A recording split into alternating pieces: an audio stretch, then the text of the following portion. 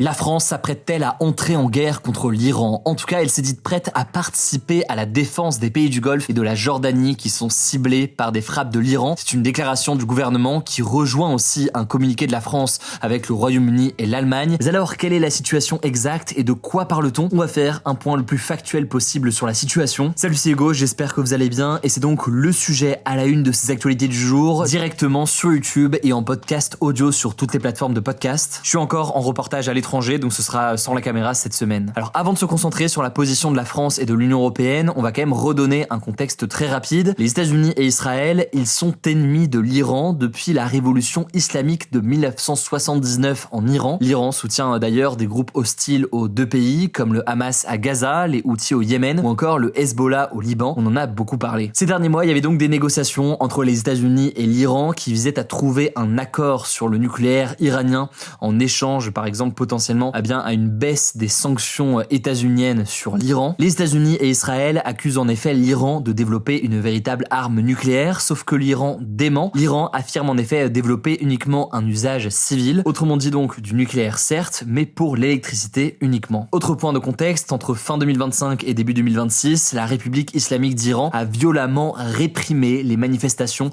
qui s'opposaient au pouvoir dans le pays, tuant plus de 30 000 personnes en quelques jours selon les ONG. C'est donc dans ce contexte que samedi, Israël et les États-Unis ont mené une attaque de grande ampleur en bombardant l'Iran et notamment sa capitale Téhéran. Une attaque jugée par de nombreux spécialistes comme étant contraire au droit international. Cette attaque a notamment tué des hauts responsables iraniens ainsi que le guide suprême iranien l'Ayatollah Khamenei qui était l'une des figures les plus importantes. Depuis, des bombardements massifs touchent une grande partie de l'Iran qui de son côté bombarde de nombreux pays alliés des États-Unis dans la région. L'objectif affiché par l'Iran, c'est officiellement de toucher des bases militaires américaines, même si dans les faits, des civils sont aussi touchés. Alors parmi les pays touchés, il y a l'Arabie Saoudite, les Émirats Arabes Unis, le Qatar, l'Irak, Bahreïn, le Koweït, Oman et donc la Jordanie. Israël est aussi au cœur des bombardements iraniens et tous les missiles ne sont pas interceptés par le dôme de fer israélien. Il y a donc là aussi des victimes. À noter qu'à Abu Dhabi, la capitale des Émirats Arabes Unis donc, une base navale française a été touchée ce dimanche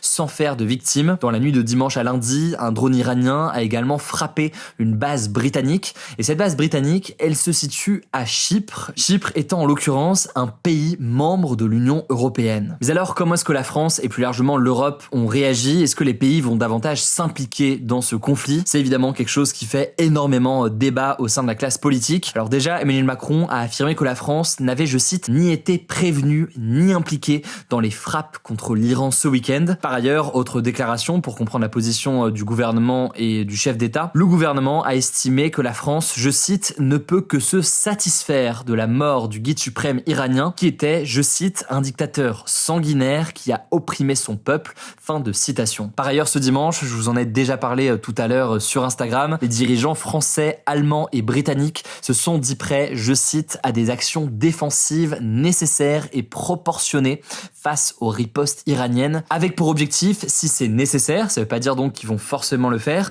mais avec potentiellement l'objectif, je cite, de détruire à la source les capacités militaires de l'Iran. Alors pour le moment, il n'y a aucune mesure qui officiellement a été prise. Si la France, l'Allemagne ou encore le Royaume-Uni décident d'aider les pays en interceptant des missiles iraniens, ce serait là une posture plutôt défensive et non une posture offensive, même s'ils participeraient tout de même de fait au conflit. En revanche, s'il y a des bombardements français par exemple qui visent le territoire iranien, ce qui n'est pas encore le cas à date, je tiens à le souligner, mais si c'est quelque chose qui arrive, et il semble visiblement que c'est une option sur la table, eh bien là ce serait une forme d'escalade et ça reviendrait dans les faits à entrer dans un conflit armé avec l'Iran. Mais encore une fois, aujourd'hui, dans les médias, c'est pas le cas. Alors pour redonner un peu de contexte, il faut savoir qu'au mois de juin dernier, lorsque les États-Unis et Israël avaient déjà bombardé l'Iran, la France avait renforcé ses moyens militaires dans la région, avec notamment des avions de chasse, mais la France n'avait pas pris part à des frappes offensives directes contre l'Iran. Elle était plutôt dans une logique de dissuasion et de protection protection de ses propres bases militaires. Parce que c'est là un des autres points importants. Faut noter que la France possède 2 bases militaires dans la région. Il y en a une à Abu Dhabi, donc c'est aux Émirats Arabes Unis, et une autre à Djibouti, qui est à côté de la mer Rouge, juste au-dessus du Yémen. Dans ces bases, la France stationne plus de 2000 militaires, et notamment des avions de chasse, selon le ministère des Armées. Autrement, il y a des militaires français qui se trouvent dans d'autres parties de la région. On en retrouve par exemple environ 700 dans le sud du Liban.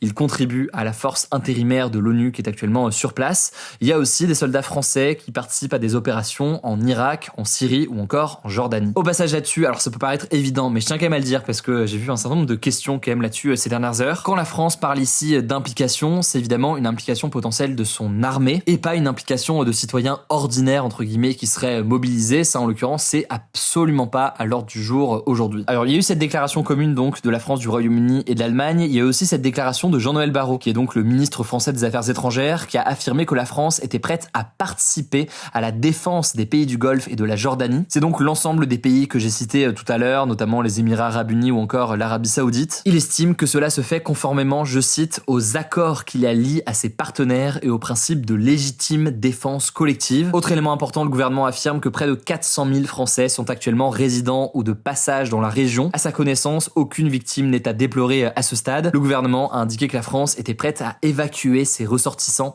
dès que la situation le permettra. Et c'est là aussi l'un des points importants. Là aussi, je vous en ai parlé ce week-end sur Instagram. Pour l'instant, l'espace aérien de nombreux pays dans la région sont fermés ou fortement restreints. Autre déclaration importante que je voulais vous partager, celle de Ursula von der Leyen. Donc c'est la présidente de la Commission européenne, l'une des principales instances de l'UE. Ursula von der Leyen a réagi ce lundi à l'attaque iranienne à Chypre. Elle affirme que l'Union européenne est unie aux côtés de ses États membres, je cite, face à toute menace. Autre élément très important, Emmanuel Macron a pris la parole ce lundi après-midi et c'était une déclaration sur la question de la dissuasion nucléaire française, donc sur la question de l'arme nucléaire française. Alors pour bien comprendre, il faut savoir que c'est une déclaration, enfin un discours qui était prévu de longue date et forcément, vu le contexte actuel, c'était important de voir ce qui a été annoncé et il y a des choses importantes qui ont été annoncées. D'abord, le président français a annoncé, je cite, ordonner d'augmenter le nombre de têtes nucléaires détenues par la France. Autrement dit donc le nombre d'ogives nucléaires. L'objectif c'est donc d'augmenter l'armement nucléaire de la France. Pour autant, il refuse de donner un nombre précis d'augmentation. Et d'ailleurs, il a annoncé que la France ne communiquera plus désormais sur les chiffres de son arsenal nucléaire. Aujourd'hui, la France possède 290 ogives nucléaires qu'elle affirmait considérer comme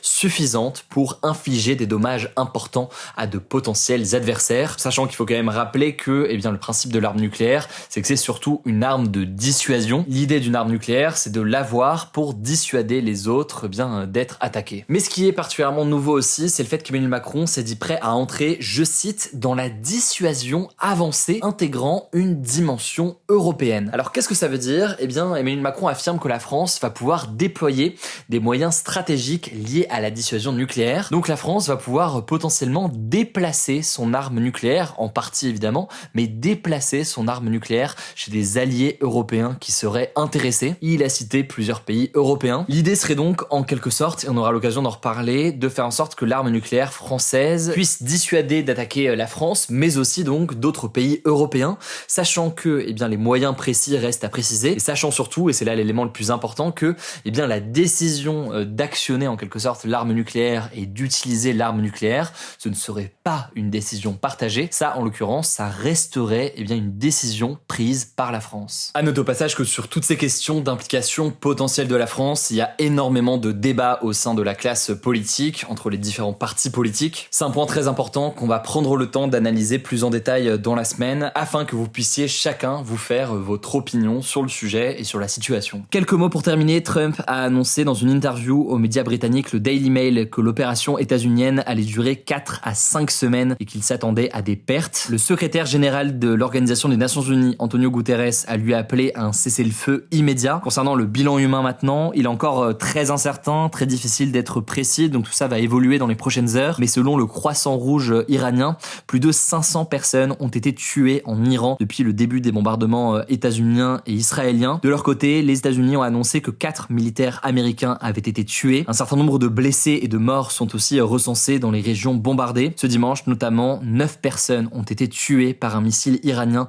dans la ville de Beit Shemesh, dans le centre d'Israël. À noter que parallèlement à tout ça, ce lundi, le Hezbollah au Liban, le Hezbollah c'est donc une organisation armée libanais, classé comme organisation terroriste par de nombreux pays. Et le Hezbollah, c'est donc une organisation soutenue par l'Iran. Eh bien, le Hezbollah a tiré des missiles et des drones vers Israël. En réponse, l'armée israélienne a annoncé avoir frappé des cibles du Hezbollah. Selon le gouvernement libanais, au moins 31 personnes ont été tuées et 149 autres ont été blessées dans ces bombardements israéliens ce lundi matin. Et on n'a pas plus d'informations sur le détail, notamment des victimes civiles. Alors vous l'avez compris, il se passe énormément de choses. On va continuer à suivre la situation. Comme tout ça évolue très vite, je pense que vous l'avez remarqué et compris, mais on diffuse l'essentiel de l'actualité en ce moment directement sur Instagram. Ça nous permet de faire des mises à jour régulières et de répondre aussi à vos questions. Vous êtes très nombreux à suivre notre compte là-bas. Si vous n'êtes pas encore abonné, le nom du compte c'est Hugo Décrypte. On va essayer de vous informer au mieux avec toute l'équipe dans les prochains jours. N'hésitez surtout pas d'ailleurs dans les commentaires si vous avez des questions. Je laisse la parole à Blanche pour le reste de l'actualité importante du jour et je reviens juste après. Merci Hugo et bonjour à tous. On commence avec cette actu. Une fusillade a fait 2 morts et 14 blessés à Austin au Texas aux États-Unis dans la nuit de samedi à dimanche. Le tireur, qui a été abattu par la police, avait exprimé sur les réseaux sociaux des opinions, je cite, pro-régime iranien, selon l'organisation de veille des groupes djihadistes Site Intelligence Group. L'assaillant a agi peu avant 2h du matin. Il était à bord d'un SUV dans une zone animée du centre-ville d'Austin quand il a ouvert le feu sur les clients d'un bar. Il est ensuite descendu de son véhicule avant de tirer sur des passants. C'est là qu'il a été abattu par la police. Son identité n'a pas encore été officiellement confirmée. Après avoir investigué, le FBI a évoqué, je cite, un possible acte de terrorisme, tout en déclarant qu'il était, je cite, trop tôt pour déterminer une motivation précise. Le directeur du FBI, Kash Patel, a annoncé placer ses équipes de lutte contre le terrorisme et de renseignement, je cite, en alerte maximale. L'attaque s'est produite quelques heures après le lancement des frappes américaines à l'encontre du régime iranien, mais le FBI n'a pas fait de lien direct avec l'actualité. Deuxième actu, le procès de l'islamologue suisse Tariq Ramadan, qui est accusé d'avoir violé 3 femmes, s'est ouvert ce lundi à Paris. Si vous ne le connaissez pas, Tariq Ramadan, qui est le petit-fils du fondateur des frères musulmans Hassan el-Banna, est un professeur universitaire et auteur d'une trentaine d'ouvrages. Il est notamment connu pour ses prises de position sur l'intégration des musulmans en Europe. L'affaire débute en 2017 lorsque Enda Ayari porte plainte contre Tariq Ramadan pour viol.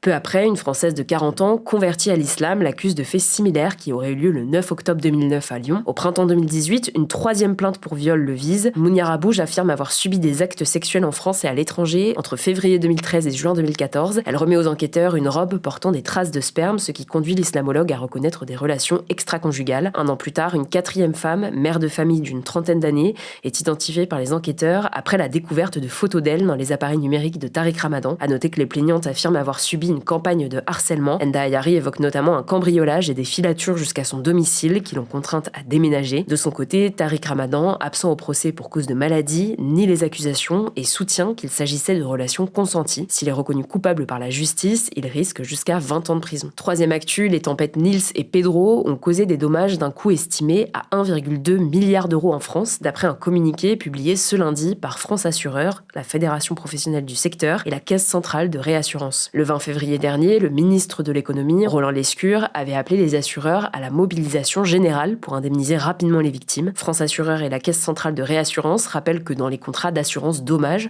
notamment l'assurance habitation, certaines garanties sont obligatoires, la garantie tempête et catastrophe naturelle. Si votre logement est endommagé par une tempête, vous pouvez être indemnisé directement sans attendre une décision officielle de l'État. La tempête Nils a frappé la moitié sud de la France mi-février. La tempête Pedro lui a succédé, notamment dans l'ouest. Après le passage des tempêtes, au moins 3 morts et des dizaines de blessés sont à déplorer. Avec 35 jours de pluie consécutifs, la France a subi la plus longue période de précipitation depuis le début des mesures en 1959. Quatrième actu, 904 042 Français sont candidats aux élections municipales en 2026 selon le ministère de l'Intérieur. Le dépôt des candidatures s'est fermé ce samedi 28 février à 18h. Les élections municipales, elles, auront lieu les 15 et 22 mars. Parmi ces candidats, 891 845 sont inscrits dans les listes du scrutin municipal de droit commun, le mode de scrutin présent dans la quasi-totalité des communes. 4 876 personnes sont inscrites sur les listes municipales en Polynésie française, où le scrutin est différent de celui de l'Hexagone. Le territoire d'outre-mer n'est pas régi par le droit commun, mais par des règles propres au territoire. C'est ce qu'on appelle le statut d'autonomie renforcé. Je vous passe les détails, mais par exemple, certaines communes regroupent plusieurs îles et les sièges du conseil municipal sont alors divisés pour que chaque île ait des élus, ce qui n'existe pas dans les communes classiques. Enfin, 7321 candidats participent au renouvellement des conseils d'arrondissement à Marseille, Paris et Lyon. En fait, dans ces 3 grandes villes, les quartiers sont divisés en arrondissements et chaque arrondissement a un maire et un conseil. Ils gèrent certaines compétences comme l'entretien du quartier ou les espaces culturels, mais les décisions les plus importantes suivantes reviennent au conseil municipal de la ville. Pour cette année, 68 communes n'ont aucun candidat à la mairie. Le délai de dépôt de liste est alors prolongé jusqu'au mardi 11 mars pour ces territoires. Sinon, la préfecture doit mettre en place une délégation de minimum 3 personnes pour gérer les affaires de la commune et organiser de nouvelles élections dans les 3 mois suivant sa mise en place. 5e actu, la fréquentation du salon de l'agriculture a baissé de quasiment 28% cette année. La foire exposition était organisée au parc des expositions à Paris tout au long de la semaine dernière. Elle rassemble des agriculteurs venus de la France entière pour présenter leurs produits et animaux. Elle a donc attiré 437 402 visiteurs cette année contre 607 000 en 2025 selon l'organisation du salon. L'une des raisons de cette baisse, c'est l'absence des bovins. En fait, les agriculteurs avaient décidé de ne pas amener leurs vaches en raison de l'épidémie de dermatose nodulaire, une maladie très contagieuse qui a touché de nombreux élevages en début d'année. À noter que la ministre de l'Agriculture, Annie Genevard, a annoncé le 20 février dernier qu'aucun cas de dermatose nodulaire n'avait été constaté en France depuis le début du mois de janvier. Et on termine avec cette actu culturelle. L'acteur américain Michael B. Jordan a remporté le prix du meilleur acteur lors des Actor Awards 2026 qui avait lieu ce dimanche à Los Angeles. Les Actor Awards, c'est une cérémonie organisée par le syndicat des acteurs américains qui récompense les meilleures performances de comédiens dans des films. Récompensé pour son interprétation des jumeaux Elijah et Elias dans le film Sinners, il a devancé les 2 favoris, Timothée Chalamet pour son rôle dans Marty Suprême et Leonardo DiCaprio pour son rôle dans Une bataille après l'autre. Le film Sinners a également reçu le prix du meilleur ensemble d'acteurs, la plus prestigieuse récompense de cette cérémonie. La prochaine grande cérémonie du cinéma, c'est celle des Oscars 2026 qui aura lieu le 16 mars. Michael B. Jordan, Timothée Chalamet et Leonardo DiCaprio sont tous les 3 nommés pour l'Oscar du meilleur acteur. Merci beaucoup Blanche. Alors je le disais, pour continuer à suivre dans les prochaines heures la situation, je vous partage tout ça avec l'équipe directement sur Instagram. Ce sera plus facile et plus réactif de notre côté. Le nom du compte donc c'est Hugo Décrypte. Je vous mets le lien en description. Prenez soin de vous, prenez soin de nos proches et puis on se dit du coup à demain pour une nouvelle vidéo.